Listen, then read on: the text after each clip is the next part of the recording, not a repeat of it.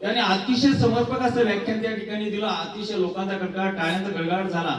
ते व्याख्यान एका कॉलेजवरती होतं.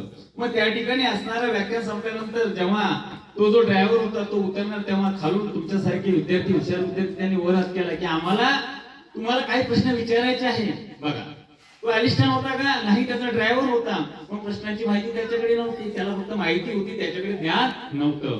पण तरी सुद्धा त्या विद्यार्थ्यांनी जे काही प्रश्न विचारण्यासाठी वर हात केला, जी काही एक दोन प्रश्न विचारली, तेव्हा त्याने समज सूचकता दर्शवून त्याने काय सांगितलं अलिस्टानने, या प्रश्नाची उत्तर माझा ड्रायव्हर सुद्धा देऊ शकतो म्हणे. ड्रायव्हर कोण होता?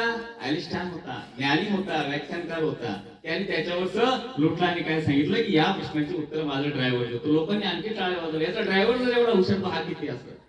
जे ज्ञान आणि माहिती याच्यातला डिफरन्स आपल्याला असणं महत्वाचं आहे. जे आपण रोज पाठ करतो ती माहिती असते, आणि नवनवीन ज्यावेळेस आपण रोज नवीन काही ज्ञान अवगत करतो, जी माहिती अवगत करतो, त्याला ज्ञान असं म्हणतात.